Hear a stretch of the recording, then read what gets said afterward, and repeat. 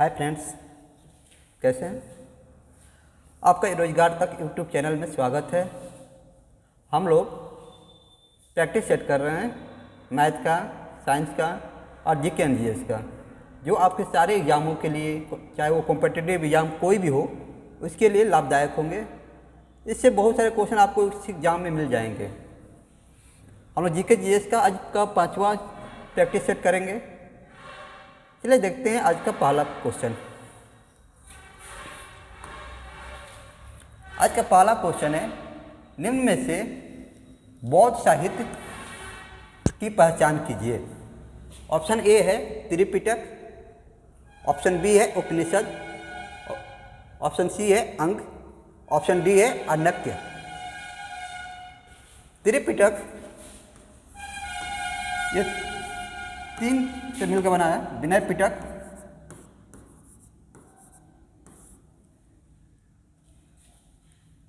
सूत पिटक, अभिधम पिटक,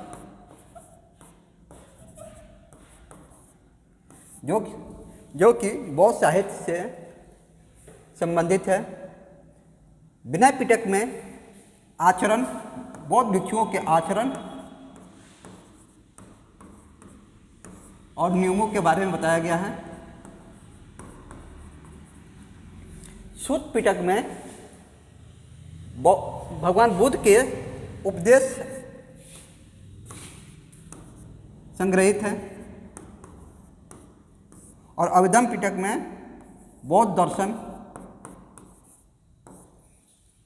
उपनिषद और अनक्य, ये आपको दोनों हिंदू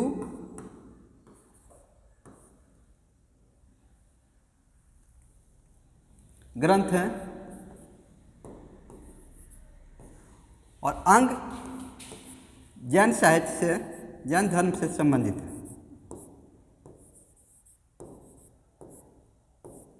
इसलिए इस क्वेश्चन का सही उत्तर होगा त्रिपिटक, ऑप्शन ए। चलिए नेक्स्ट क्वेश्चन देखते हैं। अगला क्वेश्चन है, निम्नलिखित को काल क्रमानुसार रखें। पहला है तुगलक, दूसरा है लोदी, तीसरा है सैयद, चौथा है इलबारी, पांचवा है खिलजी। आप लोग सोच रहे थे इलबारी क्या है? इलबारी को ही गुलाम वंश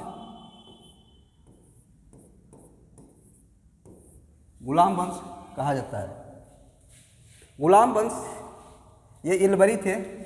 इनका शासन 1206 से 1290 तक था। उसके बाद खिलजी वंश ने शासन किया, ये 1290 से 1320 तक। उसके बाद तुगलक वंश का शासन रहा 1320 से 1414 तक। इसके बाद सैयद वंश 1414 से 1456। इसके बाद लोधी वंश का शासन रहा 1456 से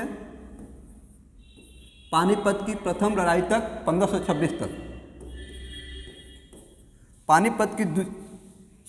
पानीपत की प्रथम लड़ाई जो 1526 में हुआ था, उसमें इब्राहिम लोदी को बाबर ने हरा दिया था और मुगल वंश की स्थापना की।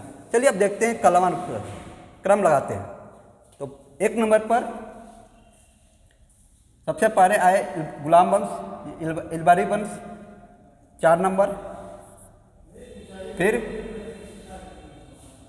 खिलजी वंश 5 नंबर, फिर तुगलक वंश 1 नंबर, फिर फिर सैयद, फिर लोधी।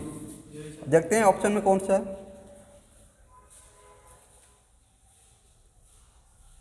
ऑप्शन ए में दिया हुआ है 1 2 3 4 5, ये गलत है। ऑप्शन बी में दिया है 5 4 3 2 1, यह भी गलत है। ऑप्शन सी में है 2 4 5 3 1, यह भी गलत है। ऑप्शन डी में दिया है 4 4 5 1 3 2, सही उत्तर होगा ऑप्शन डी। चलिए नेक्स्ट क्वेश्चन देखते हैं। अगला क्वेश्चन है कुछ दार्शनिक सूची 1 का मिलान सूची 2 के साथ कीजिए। सूचियों के नीचे दिए गए कूट से सही उत्तर चुनिए। एक साइड में सूची 1 में दार्शनिकों का नाम दिया हुआ है और सूची 2 में उनसे संबंधित घटना का। थॉमस हॉब्स के बारे में कुछ जानते हैं? ये अंग्रेज दार्शनिक थे जिन्होंने राजशाही के दैवीय अधिकारों का समर्थन किया था। इनके समय में चार्ल्स प्रथम को फांसी दी गई थी। थॉमस हॉब्स ये थे अंग्रेज। फांसी 1649 में दिया गया था। थॉमस एक अंग्रेज दार्शनिक थे जिन्होंने राजशाही के दैवीय अधिकारों का समर्थन किया था। रूसो जो एक स्विस दार्शनिक थे, उन्होंने सामाजिक अनुबंध का समर्थन किया था, प्रतिपादित किया था, सामाजिक अनुबंध के सिद्धांत का प्रतिपादन किया था। इनके समय में फ्रांस की क्रांति हुई थी 1789 में, 1789। इसके बाद दिया हुआ है लॉक। ये जॉन लॉक एक अंग्रेज दार्शनिक थे जिन्होंने प्राकृतिक अधिकारों के सिद्धांत का समर्थन किया था। इनके समय में गौरवमय क्रांति हुई थी 1688 में। हिटलर एक जर्मन था। एक यह नाजी पार्टी का नेता था, राजनीतिज्ञ था। इसके समय में इसने द्वितीय विश्व युद्ध से संबंधित है जो कि 1939 में स्टार्ट हुआ था। चलिए अब देखते हैं। ए का 3, बी का 1, सी का 2 और डी का 4। इसमें देखते हैं ऑप्शन ए में 1 का 2, तो ये गलत है। ऑप्शन बी में 1 का 3, बी का 1, सी का 2, डी का 4, तो सही उत्तर होगा ऑप्शन बी, और सब गलत हो जाएंगे। चलिए नेक्स्ट क्वेश्चन देखते हैं। अगला क्वेश्चन देखिए लोग। अगला क्वेश्चन कह रहा है सर्वोदय अवधारणा के संस्थापक कौन थे? सर्वोदय का अर्थ होता है सबका उदय।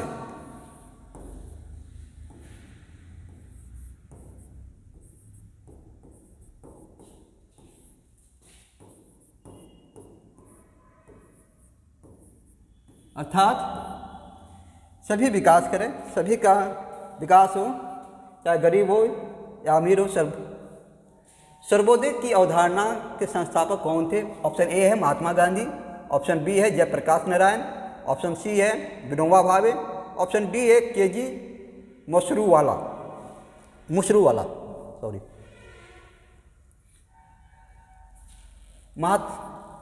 कुछ लोग सर्वोदय की अवधारणा की शुरुआत रस्किन बॉन्ड की पुस्तक अनटू द लास्ट से मानते हैं, लेकिन यहाँ पर सर्वोदय की अवधारणा की शुरुआत के संस्थापक महात्मा गांधी को माना जाता है। उन्होंने अपनी पुस्तक में इसकी वर्णन किया है।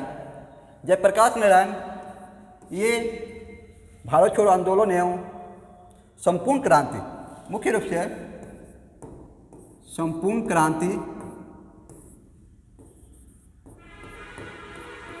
क्रांति से संबंधित हैं। ये एक समाजवादी राजनीतिज्ञ है। विनोबा भावे ये प्रथम व्यक्तिगत सत्याग्रही थे। इन्होंने भूदान आंदोलन प्रथम व्यक्तिगत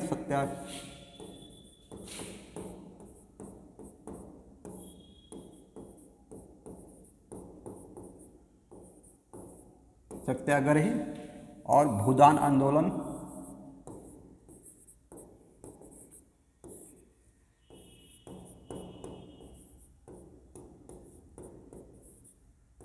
से संबंधित थे।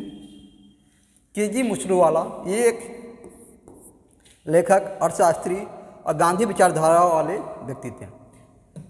महात्मा गांधी को ही सर्वोदय की अवधारणा का संस्थापक माना जाता है, इसलिए ऑप्शन ए इसका सही उत्तर होगा। चलो नेक्स्ट क्वेश्चन देखते हैं। अगला क्वेश्चन है, किसकी विफलता के बाद स्वराज पार्टी बनाई गई थी? स्वराज पार्टी 1923 में बनाई गई थी। इसको बनाने वाले थे C.R. दास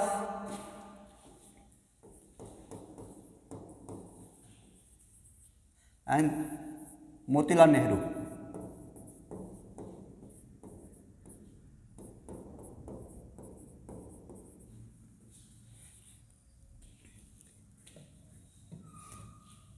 सबले अवज्ञा आंदोलन 1936 में हुआ था। असहयोग आंदोलन 1920 में शुरू किया गया था और 5 फरवरी 1922 को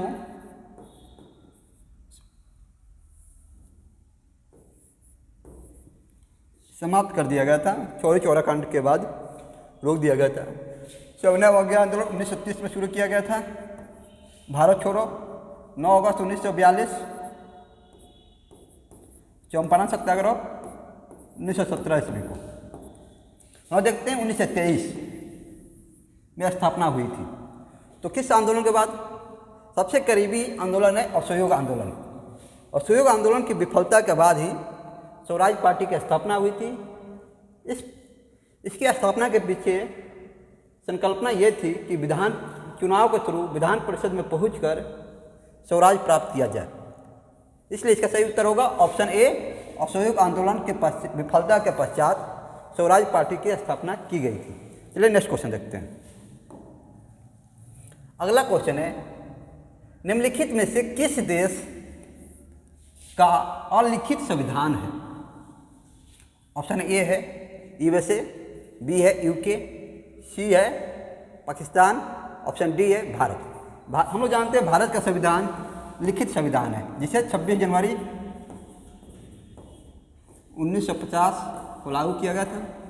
पाकिस्तान का भी संविधान लिखित है, ये 1973 को लागू हुआ था। USA का संविधान भी लिखित संविधान है, जो कि 1787 ईस्वी में। इस ऑप्शन में जो UK दिया हुआ ऑप्शन बी, वहाँ का संविधान अलिखित है, तो इसका सही उत्तर होगा ऑप्शन बी अलिखित। UK के साथ साथ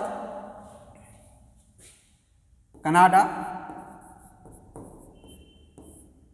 इजराइल,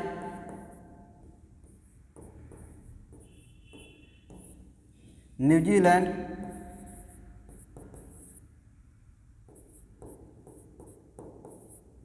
आदि देशों का भी संविधान अलिखित है।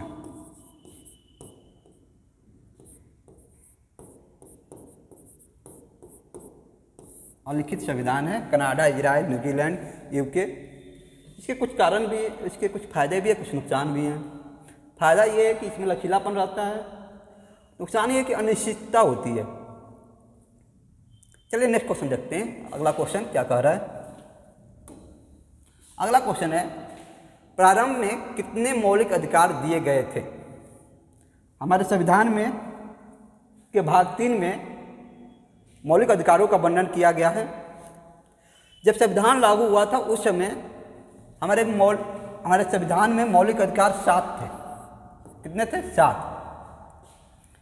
लेकिन 44वें संविधान संशोधन 1978 के द्वारा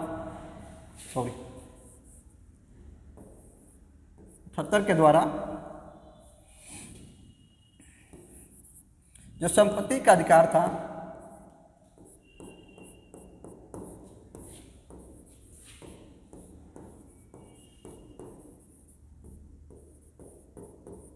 इसे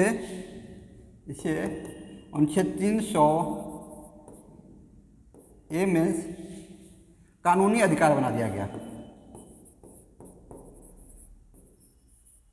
इसे मौलिक अधिकार से हटाकर कानूनी अधिकार बना दिया गया 44वें संविधान संशोधन के थ्रू। इसलिए मौलिक अधिकारों की संख्या 7 से घटकर 6 हो गई है वर्तमान में। इसलिए इसका सही उत्तर होगा ऑप्शन बी 7 है।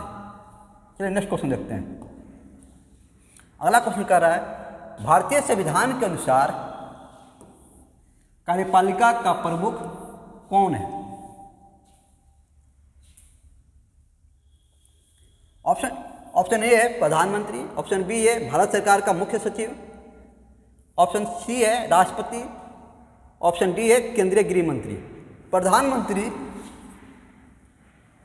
जो होता है वास्तविक रूप से कार्यपालिका का प्रमुख वो होता है, लेकिन संवैधानिक रूप से प्रधानमंत्री कार्यपालिका का प्रमुख नहीं होता है। जो मुख्य सचिव है भारत सरकार का, ये एक नौकरशाह है।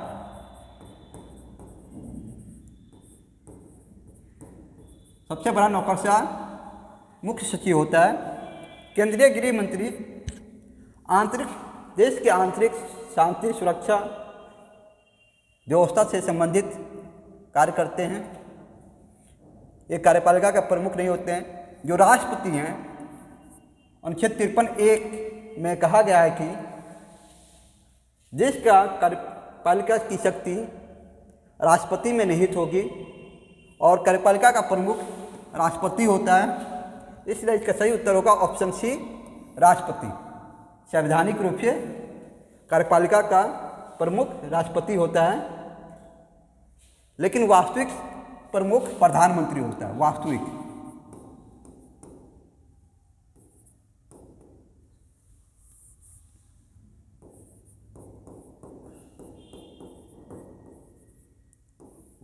प्रमुख। चलिए नेक्स्ट क्वेश्चन देखते हैं।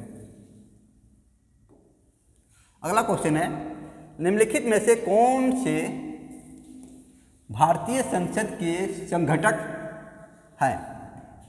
पहला है राष्ट्रपति, दूसरा है राज्यसभा, तीसरा है लोकसभा। ऑप्शन ए में दिया है 2 तथा 3, ऑप्शन बी में 1 तथा 2, ऑप्शन सी में 1 तथा 3, ऑप्शन डी में 1, 2 तथा 3। जो संसद है हमारी,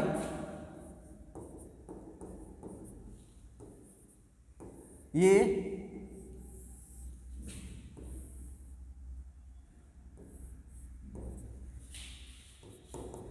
राष्ट्रपति,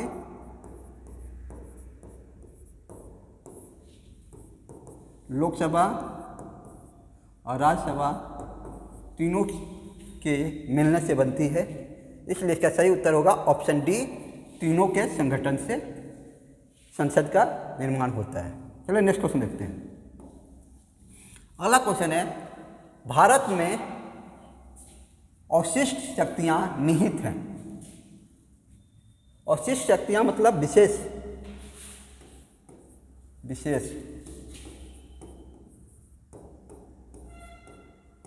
किसमें निहित है? केंद्रीय सरकार में, ऑप्शन ए है, ऑप्शन बी है राज्य सरकार में, ऑप्शन सी है केंद्रीय सरकार और राज्य सरकार दोनों में, ऑप्शन डी है स्थानीय सरकार में। विशेष शक्तियां किसमें निहित है? हमारे संविधान में इस तरह का प्रावधान किया गया है कि इस संविधान को केंद्रीकरण भी कहा जाता है, क्योंकि केंद्र को अधिक शक्तियां दी गई हैं। जैसे कि हम देखते हैं कार्यों को 3 सूचियों में बांटा गया है, संघ सूची,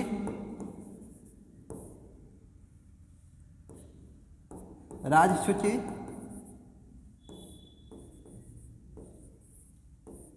और समवर्ती सूची। संघ सूची के जो विषय हैं उस पर केंद्र नियम बनाते हैं, अधिनियम बनाता है, कानून बनाता है। राज्य सूची के विषय में जो भी विषय दिए गए हैं उस पर राज्य सरकार बनाता है। लेकिन जो समवर्ती सूची है उस पर दोनों बना सकते हैं, लेकिन मान्य केंद्र सरकार की ही कानून का होता है। इसलिए हम लोग देखते हैं विशेष शक्तियाँ, जैसे विशेष शक्तियों में जैसे आपातकाल लगाना, वो भी शक्तियाँ केंद्र सरकार में ही निहित है, केंद्रीय सरकार में, इसलिए इसका सही उत्तर होगा ऑप्शन ए। चलिए नेक्स्ट क्वेश्चन देखते हैं। अगला क्वेश्चन है, रेखांश की प्रत्येक डिग्री के लिए किसी जगह के स्थानीय समय में ग्रीनविच समय से कितना अंतर होता है?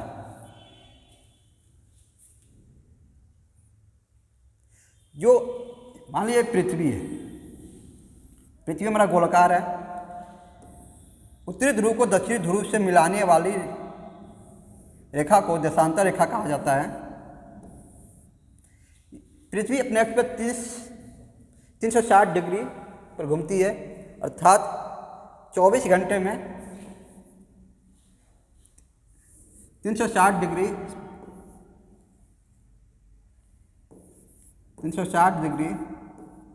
24 घंटे में घूमने 24 घंटे लेती है, अर्थात 360 डिग्री घूमने में 24 गुणे 60 मिनट लेगी। तो 1 डिग्री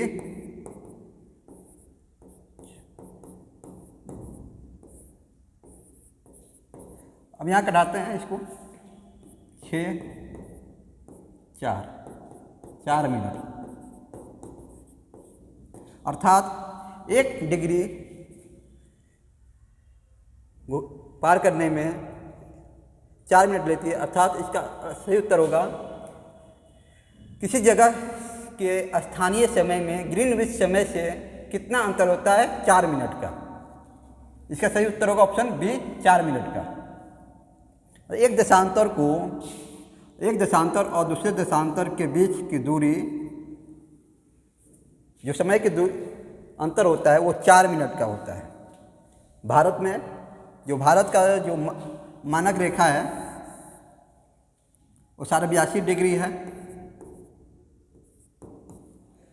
ये ग्रीनविच से 5.5 घंटे का अंतर होता है। चलिए नेक्स्ट क्वेश्चन देखते हैं। अगला क्वेश्चन है, निम्न का मिलान कीजिए। सूची 1 में जनजाति दिया हुआ है और सूची 2 में प्रदेश एरिया दिया हुआ है, जो क्षेत्र में वो पाए जाते हैं। पहला ऑप्शन है, पहला है ए भील, बी है थारू, सी है गोंड, डी है टोडा। भील भारत की सबसे बड़ी जनजाति है। ये आपको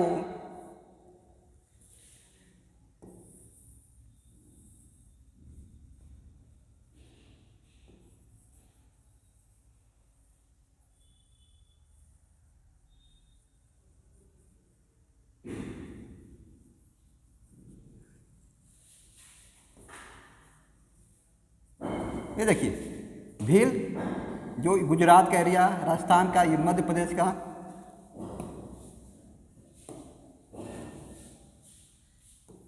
ये जो एरिया है राजस्थान, गुजरात, मध्य प्रदेश, महाराष्ट्र, इस एरिया में आपको भील जनजाति पाई जाती है। मतलब जो मालवा का पठार है ये, तो इसका सही उत्तर भील होता है, मालवा। थारू, जो थारू है वो आपको तराई एरिया जो होता है ना, उत्तर प्रदेश का जो लगा हुआ ये भाग, ये उत्तराखंड का, इसमें पाए जाते हैं थारू।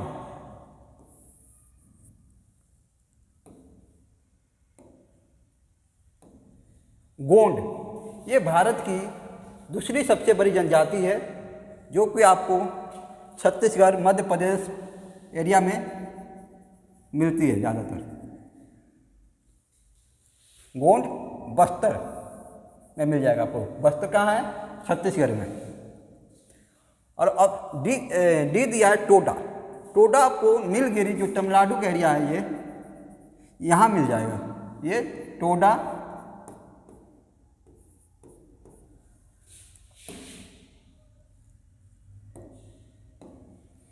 ये हो गया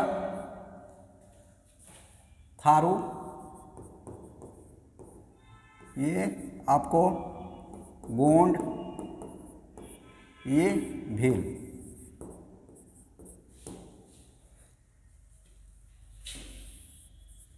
देखते हैं।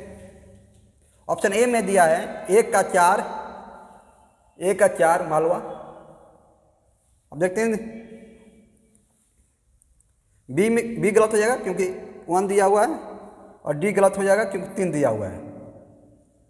अब देख बचा हमारे पास ऑप्शन ए और ऑप्शन सी। ए का 4, बी का 1, बी का ऑप्शन ए में दिया है 1, तो सही उत्तर होगा ऑप्शन ए। मिला लेते हैं। ऑप्शन सी का 3, डी का 2, इसलिए इसका सही उत्तर होगा ऑप्शन ए। चलो नेक्स्ट क्वेश्चन देखते हैं। अगला क्वेश्चन है सोपान कृषि। क्या सोपान कृषि कहाँ की जाती है? ऑप्शन ए है पहाड़ों के ढलान पर, ऑप्शन बी है शुष्क क्षेत्रों में, ऑप्शन सी है छतों पर, ऑप्शन डी है पहाड़ों की चोटी पर। सोपान कृषि क्या होता है? सोपान कृषि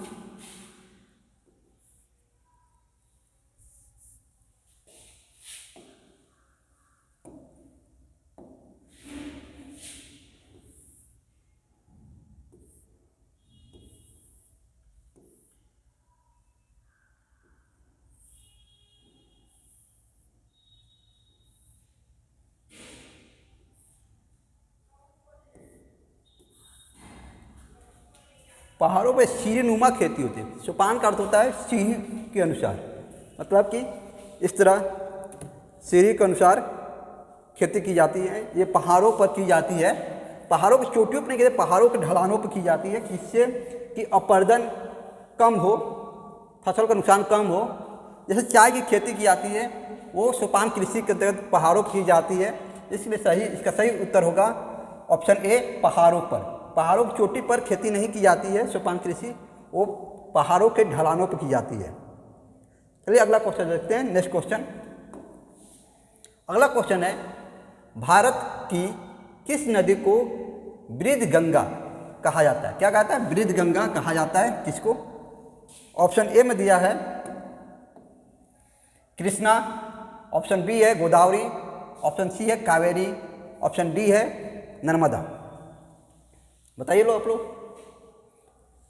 जो कृष्णा नदी है, कृष्णा नदी महाराष्ट्र के महाबलेश्वर,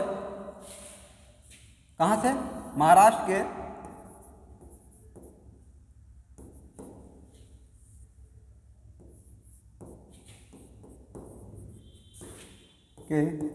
महाबलेश्वर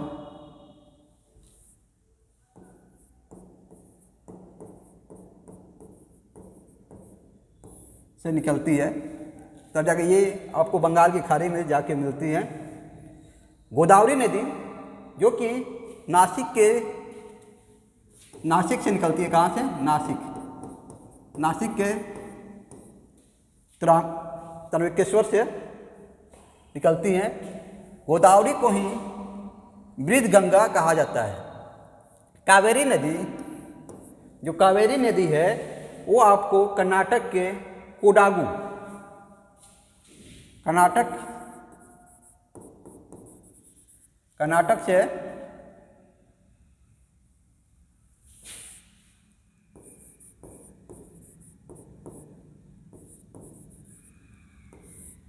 निकलती है, कर्नाटक के कोडागु से। जो नर्मदा नदी है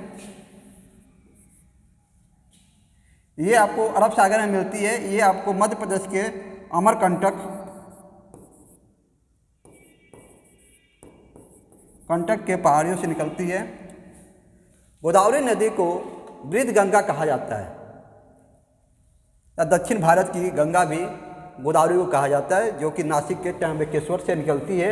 ये आपको महाराष्ट्र से निकलती है, नासिक महाराष्ट्र से निकलते हुए तेलंगाना, आंध्र प्रदेश, छत्तीसगढ़, उड़ीसा आदि क्षेत्रों में बहते हुए जाकर बंगाल की खाड़ी में मिल जाती है। जो नर्मदा नदी है ये आपको अरब सागर में गिरती है। ये पश्चिम से पूरब से पश्चिम बहने वाली नदी है, और सब जो नदियां हैं ये पश्चिम से पूरब बहने वाली नदियां हैं। चलिए नेक्स्ट क्वेश्चन देखते हैं। अगला क्वेश्चन है काले वस्त्रों के मुकाबले श्वेत वस्त्र शीतल क्यों होते हैं? ऑप्शन ए है अपने पास पहुंचने वाले सभी प्रकाश को अवशोषित कर लेते हैं। ऑप्शन बी है उनके पास जो भी प्रकाश पहुंचता है उसे परावर्तित कर देते हैं। ऑप्शन सी है प्रकाश भेदन नहीं होने देते। ऑप्शन डी है सूर्य के प्रकाश को पूर्णतः शीतल कर देते हैं। हम लोग जानते हैं जो काले वस्त्र होते हैं, काले वस्त्र प्रकाश को अवशोषित कर लेते हैं और जो श्वेत वस्त्र हैं ये अवशोषित नहीं करते हैं, परावर्तित करते हैं। परावर्तन के कारण जो वस्त्र है वो शीतल प्रतीत होता है, इसलिए इसका सही उत्तर होगा ऑप्शन बी। उनके पास जो भी प्रकाश पहुंचता है उसे परावर्तित कर देते हैं, इसके कारण शीतलता महसूस होती है। चलिए नेक्स्ट क्वेश्चन देखते हैं। अगला क्वेश्चन है भारत में योजनाबद्ध अर्थव्यवस्था किस पद्धति पर आधारित है? ऑप्शन ए है पूंजीवादी व्यवस्था, बी है पारंपरिक व्यवस्था, सी है अधिकार व्यवस्था और डी है समाजवादी व्यवस्था। योजनाबद्ध अर्थव्यवस्था से मतलब है कि हमारे देश की अर्थव्यवस्था को विकास के रास्ते पर लाने के लिए एक योजना बनाई जाती है, जो कि 1 साल, 5 साल, 10 साल किसी समय के लिए हो सकती है। हम लोग देखते हैं कि 1950 में योजना आयोग का गठन किया गया था,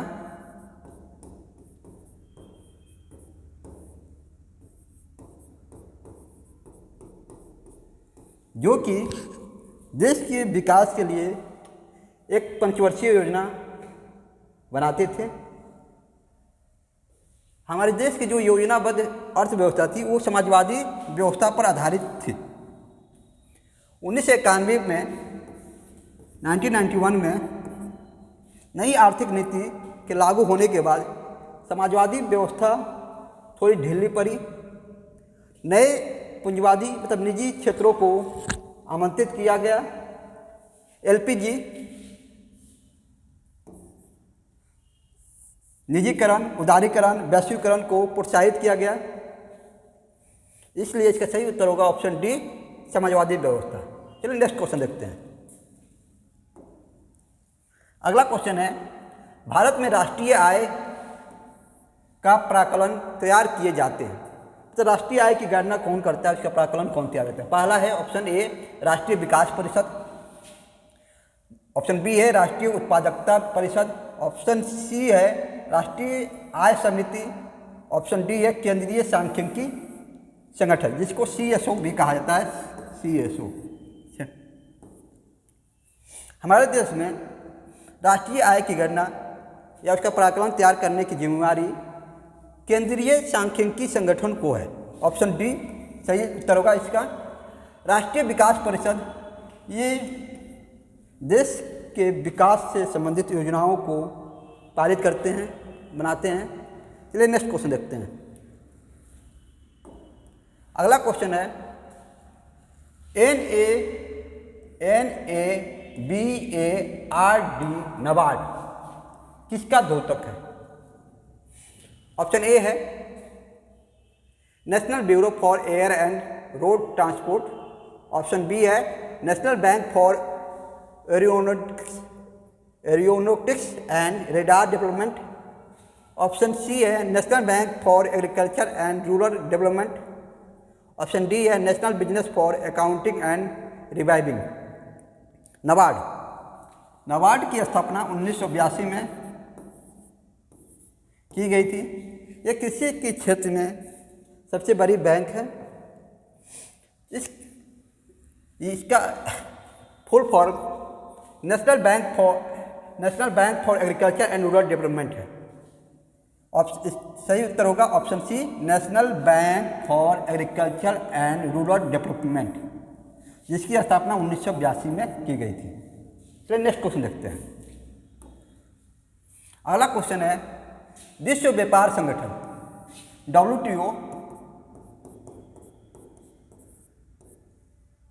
की स्थापना हुई थी। WTO विश्व व्यापार अंतर्राष्ट्रीय व्यापार को सुचारू रूप से चलाने के लिए संस्था है, जिसकी स्थापना 1947 में GATT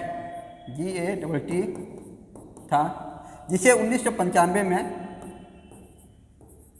परिवर्तित कर WTO बना दिया गया, जिसका मुख्यालय जनेवा स्विट्जरलैंड में है। जिसका सही उत्तर होगा ऑप्शन बी 1995 में।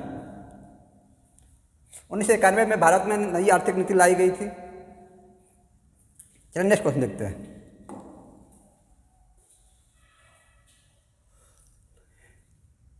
आज का ये लास्ट क्वेश्चन है, देखिए अच्छे से।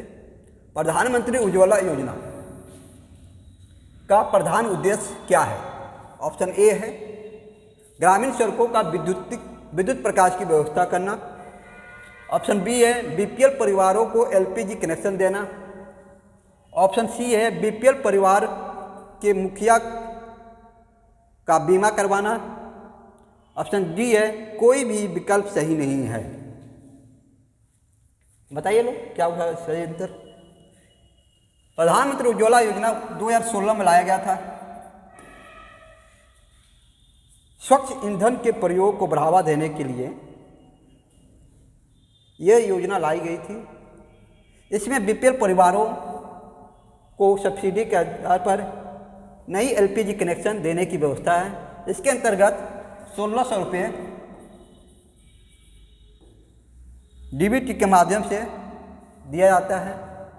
इसका सही उत्तर होगा ऑप्शन बी BPL परिवारों को LPG कनेक्शन दिया जाता है। इसकी खास बात यह है कि यह घर की महिला मुखिया के नाम से कनेक्शन दिया जाता है। ये रहे आज के कुछ महत्वपूर्ण GK GS के क्वेश्चन, जो प्रीवियस ईयर क्वेश्चन भी हैं और लगभग हर एग्जाम में आते हैं। आप लोग इसकी प्रैक्टिस कीजिए, वीडियो देखिए और अच्छा लगे आप लाइक कीजिए, सब्सक्राइब कीजिए, दूसरों से सब्सक्राइब कराइए और शेयर कीजिए। Thank you.